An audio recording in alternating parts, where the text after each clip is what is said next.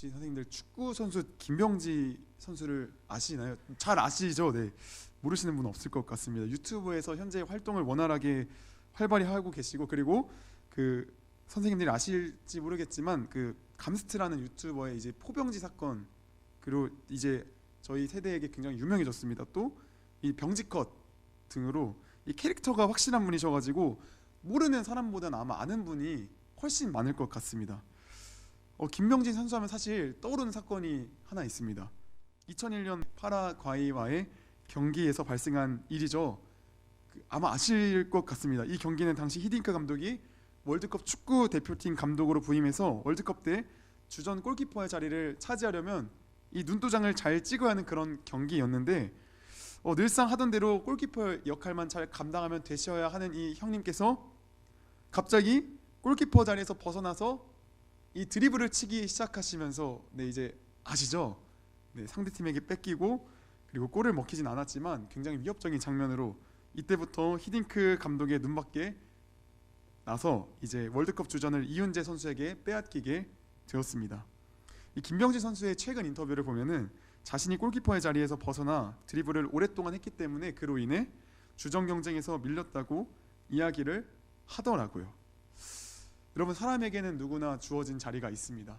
김명지 선수에게는 골키퍼라는 자리가 있었지만 드리블을 좀 길게 쳐서 이 미드필더인지 수비수인지 분간이 안 될 정도의 어떤 자리를 벗어났고, 그 다음에 어떤 직업적인 것에서도 소방관이 불나는 곳에 소방관이 있지 아니하고 엄한 사람이 가 있으면은 굉장히 곤란한 상황이 등장하는 것처럼 사람에게는 각자마다 주어진 자리가 있습니다. 그 자리를 벗어나면 기계에서 조그만 나사가 빠진 것과 같이 이 삐그덕대기 시작하는 것이죠. 그렇다면 하나님을 믿는 우리에게 주어진 자리는 어디일까요?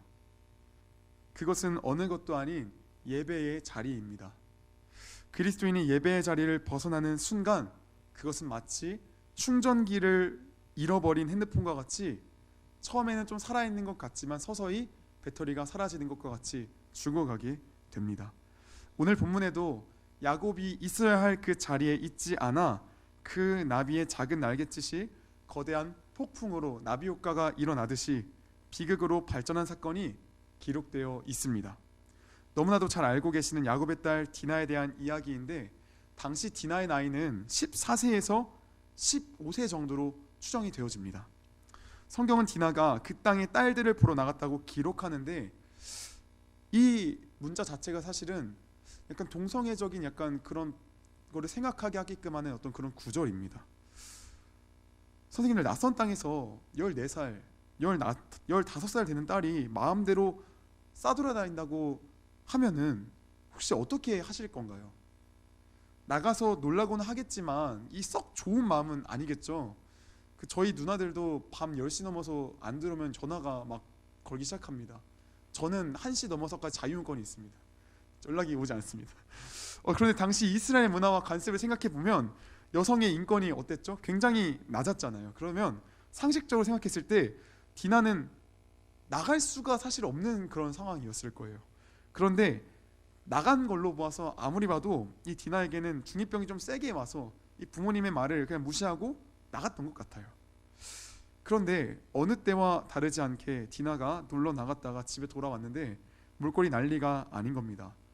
무슨 일인지 야곱이 들으니 세겜이 그 땅의 세겜성의 족장 세겜이 야곱의 딸 디나를 강간하여 욕되겠다고 하는 거예요.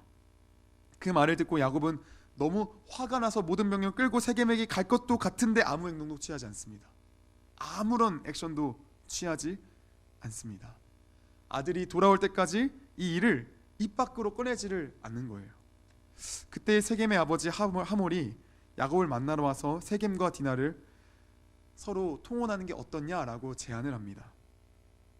자기 아들이 당신의 딸 디나를 너무나도 사랑해서 마음을 빼앗겼다고 서로 통혼해서 이 세겜성에서 서로 잘 먹고 잘 살며 재산을 늘려가는 거 어떠냐고 굉장히 쏠쏠한 제의를 합니다. 그런데 그때 디나의 오빠들이 집으로 돌아와서 디나가 당한 소식을 듣게 되어집니다. 열이 제대로 뻗친 나머지 이들이 어떻게 하죠? 야곱과 의논하지 않고 자신의 여동생 디나를 줄 테니 세겜 족속 모두가 할례를 받으면 허락하겠다고 이야기를 합니다.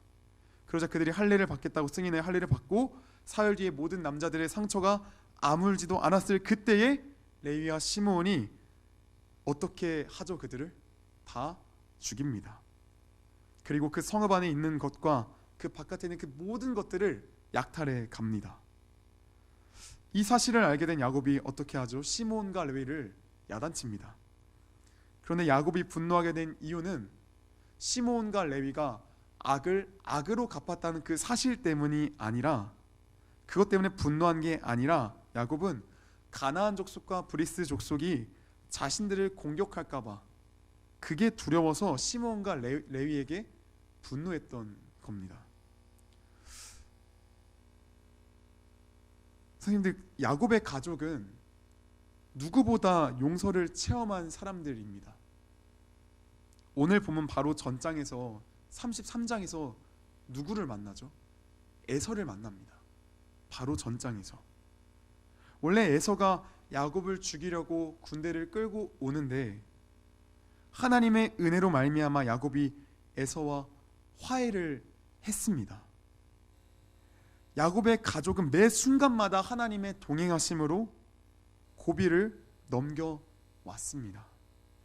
그런데 오늘의 본문에서 야곱의 가족들이 보여준, 레위와 시므온이 보여준 거짓과 살인, 너희가 할례를 받으면 우리 동생을 주겠다라고 했던 그 거짓, 그리고 그 뒤에 온 살인, 악을 더 큰 악으로 갚는 모습은 그 이전에 큰 은혜를 경험했던 사람들의 모습이라 이야기할 수 없을 정도입니다.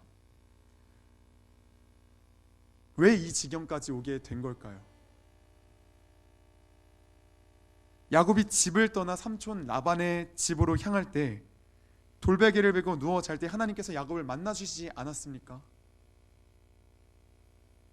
야곱이 믿음의 선진 아니었습니까? 베델에서 야곱이 하나님을 뭐라 고백했죠? 나의 하나님이라 고백했습니다. 할아버지의 하나님, 아버지의 하나님이 베델에서 나의 하나님이 되었습니다. 그리고 야복 강가에서 하나님을 붙잡았습니다. 이러한 신앙적인 경험이 많은 이가 아버지 야곱이었음에도 불구하고 자녀들 중에 온전하게 하나님을 만난 사람은 어떻게 단 한 명도 없을 수가 있을까요? 신앙적인 체험이 가득합니다. 나 이전에 방언 은사도 받았어. 나 이전에 치유 은사도 받았어. 나 이전에 환상의 은사도 받았어. 그런데 그 자녀들 중에 아무도 교회를 다니는 이가 없는 거예요. 전부 다 쌈박질만 하고 다니는 거예요. 전부 다 난리가 난 거예요, 자녀들이. 어떻게 이럴 수가 있을까요? 선생님들, 야곱의 인생이 어떤 인생입니까? 생존 본능이 강해서 날마다 어떻게든 살려고 머리를 짱구를 굴리는 사람이 야곱입니다.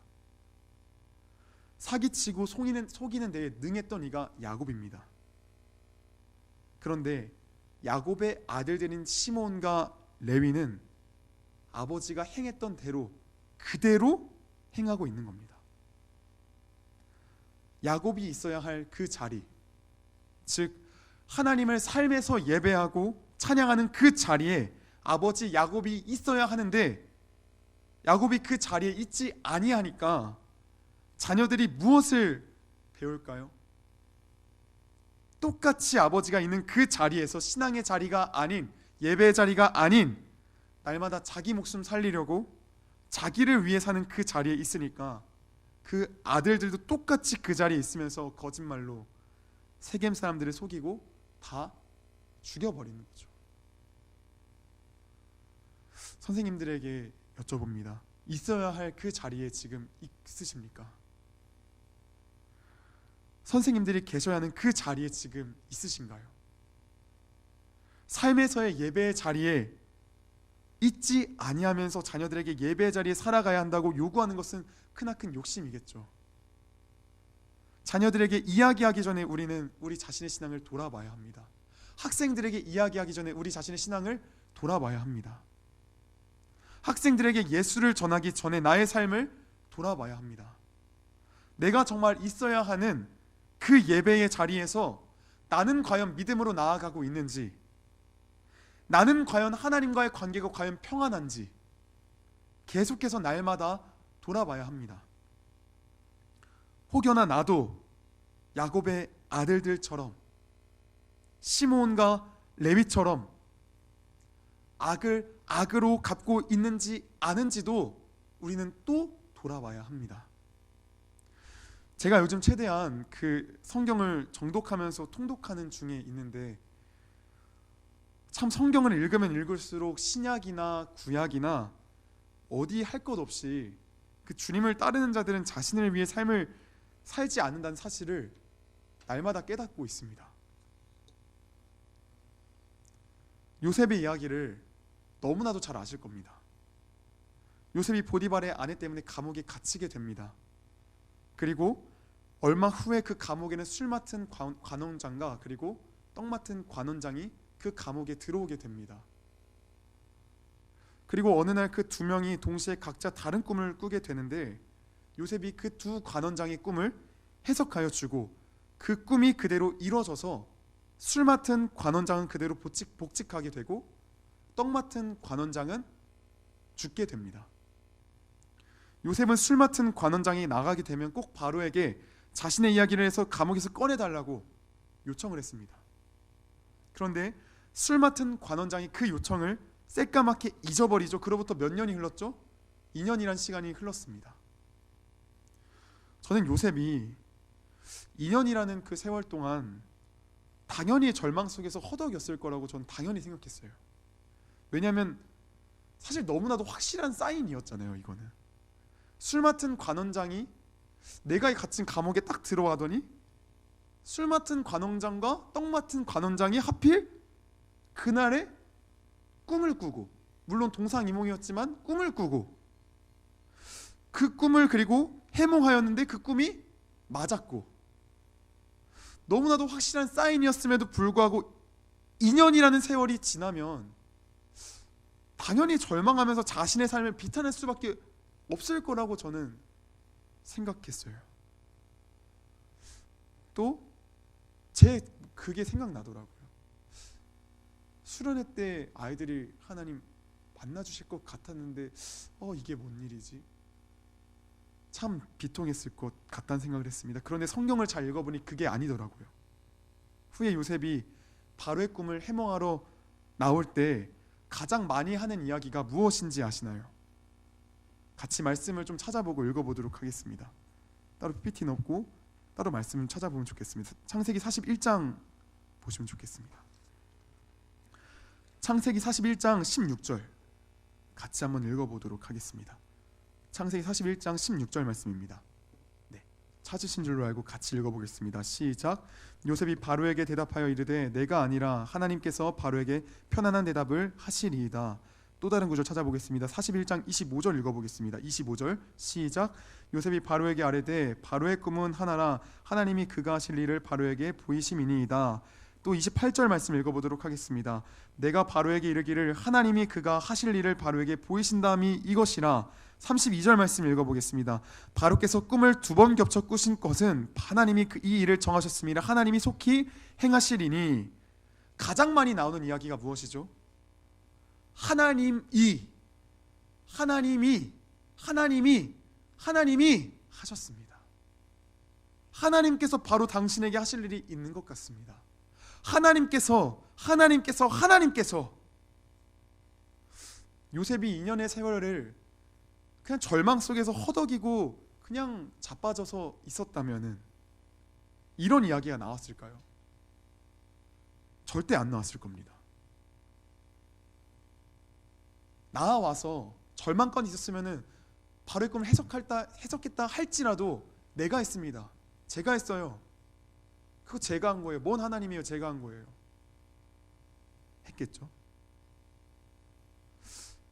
요셉도 인간인지라 잠깐 절망에 빠졌을 수는 있습니다. 그런데 요셉은 언제 끝날지 모르는 그 상황 가운데서도 하나님만을 바라봤습니다. 그리고서 바로의 꿈을 해모하고 난 뒤에 요셉의 말이 대박입니다. 41장 33절 같이 한번 읽어보겠습니다. 41장 33절 말씀 같이 읽어보겠습니다. 시작. 이제 바로께서는 명철하고 지혜 있는 사람을 택하여 애굽 땅을 다스리게 하시고. 아멘. 애굽 땅에 흉년이 오고 거대한 흉년이 오고 거대한 풍년이 온다는 그것을 안 뒤에 요셉이 이야기하는 것은 명철하고 지혜 있는 사람을 세우세요라는 이야기입니다. 선생님들, 요셉이 애굽의 총리가 될 줄 알았나요? 내가 애굽의 총리가 될 줄 알아서 바로에게 그런 이야기를 했나요? 제가 똑똑하고 지혜 있는 사람입니다, 바로요. 그러니까 저를 총리로 세우세요라는 뉘앙스를 풍겼나요? 그런 뉘앙스를 단 한 번도 풍긴 적이 없습니다. 요셉은 자신이 애굽의 총리가 될 줄 알고 기대하는 마음으로 33절의 대사를 친 게 아닙니다. 요셉은 자신에게 떨어질 콩고물을 기대하지 않았습니다. 그저 자신에게 주어진 하나님의 일을 최선을 다해 했어요. 제가 이걸 이야기하고 싶어서 좀 길게 이야기했습니다. 이겁니다. 그리스도인은 악을 악으로 갚지 않습니다. 그리스도인은 자신에게 콩고물이 떨어지지 아니할지언정 하나님만 바라보며 하나님 앞에서 자신에게 주어진 모든 일에 최선을 다하며 그 결과는 하나님께 맡기는 자가 그리스도인입니다. 즉 다르게 말하면 최선을 다해 이웃을 사랑하는 이가 그리스도인이라는 겁니다. 우리가 있어야 할 그 자리는 악을 악으로 갚는 자리가 아닙니다. 우리가 있어야 할 그 자리는 악을 사랑으로 갚는 자리입니다. 요셉이 악을 악으로 갚았다면 자신을 이렇게 감옥살이하게 만든 보디발의 아내부터 능지처참을 시켜야겠죠. 자신을 미디안 상인들에게 팔아버린 형들에게도 복수해야겠죠. 그런데 요셉은 악을 악으로 갚지 아니하고 모든 것을 사랑으로 갚았습니다. 요셉은 자신이 있어야 할 그 자리에 있었습니다. 그래서 악을 악으로 갚지 아니하였습니다. 사랑으로 갚았습니다. 사랑하는 선생님들, 하나님께서는 우리가 있어야 할 그 자리에 있지 아니하면 강권적으로 그곳으로 인도하시는 분이 하나님이세요. 우리가 있어야 할 그 자리에 있지 아니하면 우리가 있어야 할 그 자리까지 무조건적으로 인도하시는 분이 하나님이세요. 오늘의 본문에 우리가 흔하게 세겜에 이른 것을 야곱이 세겜 땅에 이르러서는 안 된다라고 우리가 생각을 합니다. 세겜에 이르르면 안 되고 다른 곳에 가야 한다고 우리가 이해를 합니다.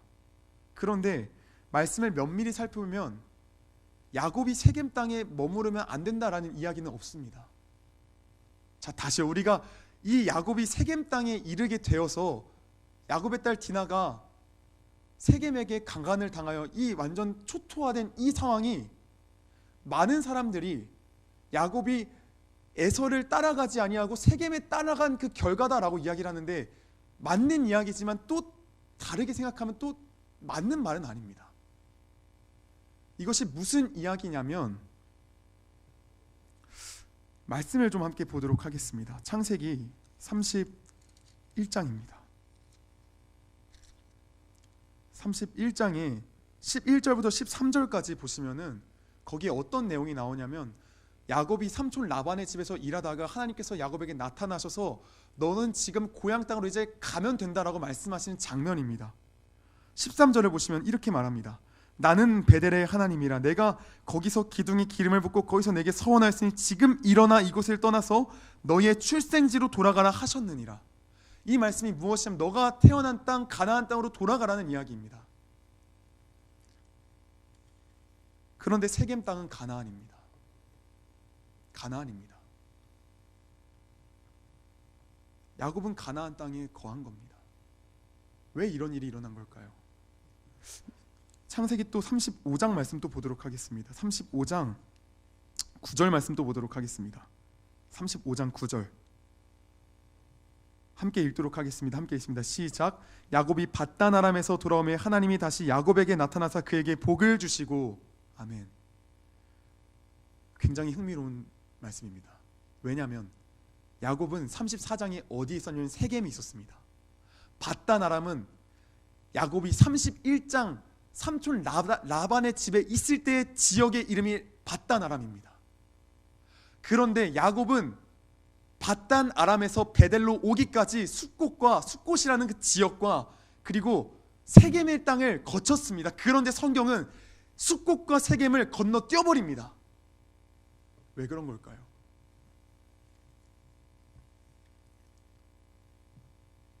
야곱이 있어야 하는 그 자리는 어떤 지역적인 그런 것이 아니라 야곱이 있어야 하는 그 자리에는 하나님의 부재가 있었기 때문이에요. 34장에 하나님이 나타난 적이 한 번이라도 있습니까? 창세기 이 34장 오늘의 본문 말씀에 야곱의 딸이 강간을 당하여서 야곱이 하나님께 묻는 장면이 한 번이라도 등장을 합니까? 야곱의 아들들이 하나님께 묻는 장면이 한 번이라도 등장을 합니까? 한 번도 없습니다. 하나님의 부재가 가득한 것이 세겜입니다. 하나님의 부재가 가득한 곳이기에 성경 기자는 세겜을 건너 뛰어버린 겁니다. 33장에서 에서와 야곱이 만났습니다. 32장에서 너무나도 잘 알듯이 야곱이 하나님과 씨름을 하였습니다. 그런데 그렇게 씨름하여서 야곱과 에서가 화해를 하였는데 에서가 권합니다. 나와 같이 가자. 세일로 가자. 그런데 야곱은 형님 먼저 가세요 하면서 따라가지 않습니다. 왜죠? 야곱이 여전히 무섭거든요. 에서가 여전히 두렵거든요.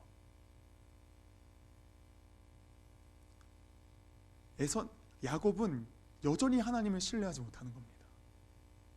그래서 그 하나님의 부재가 숫곳과 세겜까지 이른 거예요. 그래서 35장의 1장에서 하나님께서 야곱에게 나타나십니다.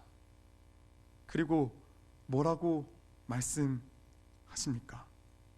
35장 1절에 이렇게 기록되어 있습니다. 하나님이 야곱에게 이르시되 일어나 베델로 올라가서 거기 거주하며 네가 네 형 에서의 낯을 피하여 도망하던 때에 너에게 나타났던 하나님께 거기서 제단을 쌓으라 하신지라.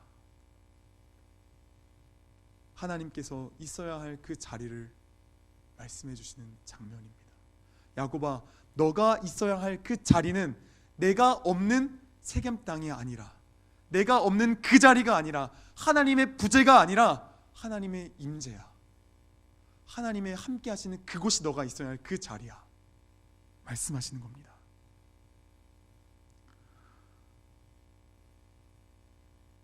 사랑하는 선생님들, 어디에 지금 계십니까? 하나님의 임재의 현장에 계십니까? 하나님의 부재 가운데 계십니까? 어느 곳에 계십니까? 삶을 돌아보시면 어느 곳에 지금 계십니까? 하나님의 부재 가운데 계십니까? 하나님의 임재 가운데 계십니까?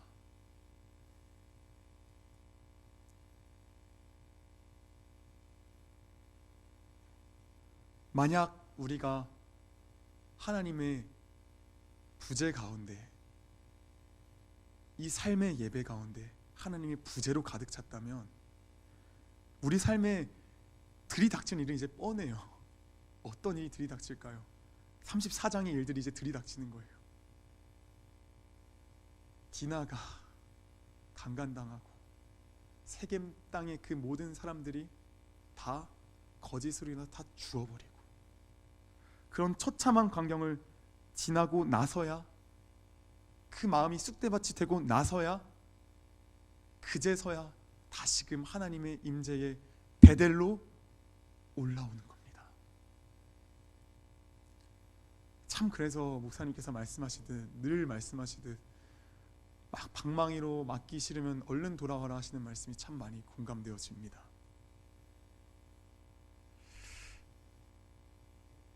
참 많이 부담스러운 본문입니다, 사실. 왜냐하면 하나님의 임재로 가득한 이는, 어제도 토요 모임 때 말씀하셨지만 이웃을 사랑해야 되거든요. 우리가 요셉의 일대기를 통해 봤던 것처럼 악을 악으로 갚는 것이 아니라 우리가 있어야 할 그 자리를 지키는 자는, 예배의 자리를 지키는 자는, 하나님의 임재의 자리를 지키는 자는 사랑하게 되거든요. 그런데 저도 참 제 삶을 돌아보면 사랑이 별로 없거든요. 어제 그래서 참 그 질문하실 때 하나님과의 관계에서 몇 점 갔니? 라고 하실 때 전 속으로 이렇게 답했습니다. 1점인 것 같습니다.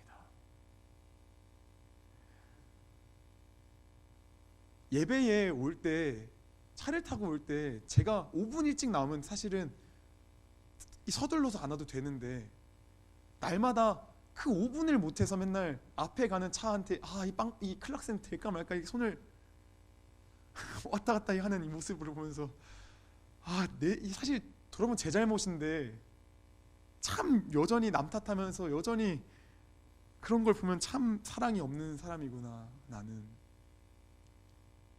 그렇습니다. 우리가 있어야 할 그 자리는 하나님의 임재의 자리입니다. 사랑해야 하는 그 자리입니다. 참 답답합니다. 악을 악으로 갚지 못한 것은 참 답답합니다. 참 많이 인내가 필요합니다.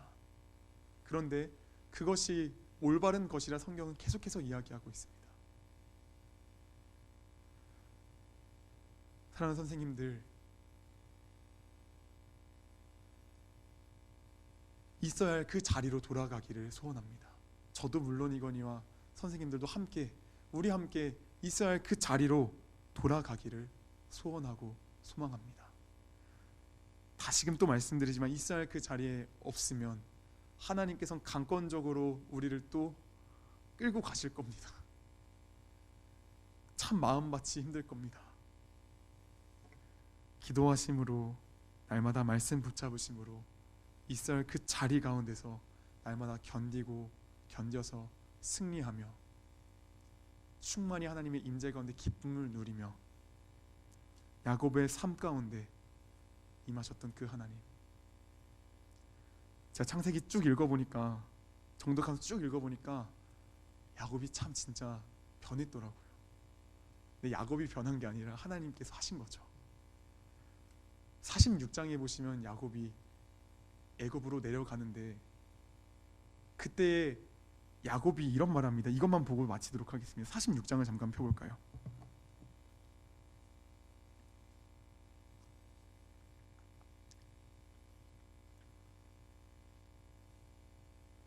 (46장) 보시면은 1절부터 4절까지 보시면 이렇게 기록되어 있습니다. 이스라엘이 모든 소유를 이끌고 떠나 브엘세바에 이르러 그의 아버지 이삭의 하나님께 희생 제사를 드리니 그 밤에 하나님이 이상 중에 이스라엘에게 나타나 이르시되 야곱아 야곱아 하시는지라. 야곱이 이르되 내가 여기 있나이다 하매 하나님이 이르시되 나는 하나님이라 내 아버지의 하나님이니 애굽으로 내려가기를 두려워하지 말라. 내가 거기서 너로 큰 민족을 이루게 하리라. 내가 너와 함께 애굽으로 내려가겠고 반드시 너를 인도하여 다시 올라올 것이며 요셉이 그의 손으로 내 눈을 감기리라 하셨더라. 이 본문에서 무엇을 발견하셨습니까? 이 본문에서 야곱이 내려가는데 먼저 하나님께 제사를 드립니다. 하나님께 먼저 예배를 드립니다. 원래 야곱이 야복강가에서 하나님께 먼저 기도를 했는데 그 뒤에 순종이 따라왔습니까? 따라오지 않았습니다. 그런데 46장을 보시면 3절을 보시면 하나님께서 애굽으로 내려가기를 두려워하지 말라, 애굽으로 내려가라 하세요. 그리고서 4절에 내가 너와 함께 애굽으로 내려가겠고 반드시 너를 인도해 다시 올라올 것이다 라고 하시는데, 야곱이 올라오나요? 살아있을 때? 애굽에서 죽었습니다. 하나님께서 분명히 말씀하셨습니다. 요셉이 그의 손으로 너의 눈을 감길 거다. 이 말이 뭐죠? 너 살아있을 때 올라오진 못할 거야. 그런데 반드시 내가 너의 자손들은 올라올 거야. 아브라함에게 하셨던 15장, 창세기 15장에 아브라함에게 하셨던 그 말씀, 너의 자손들이 이방 나라의 객이 되어서 400년간 있을 거다. 그러나 다시금 올라올 거다. 그 말씀을 야곱도 알았겠죠. 그 말씀을 믿었겠죠. 야곱이. 그 말씀을 야곱이 믿어서 내려갔습니다. 우리는 결국 이렇게까지 될 겁니다. 우리가 있어야 할 그 자리를 지키면 우리는 결국 야곱의 생애를 보는 것처럼 그 자리에 결국 있게 될 겁니다. 결국 그 자리에 있게 돼서 지금은 연약하고 지금은 너무 내 자신의 모습이 초라해 보이고 날마다 순종하지 못하고 날마다 땅을 치고 날마다 죄를 범하는 그런 부족한 인간이지만 그 자리에 날마다 있으면, 하나님의 임재의 그 자리에 있으면 하나님께서 결국 야곱을 인도하신 것과 같이 우리도 결국 그 자리에 있게 될 줄로 믿습니다.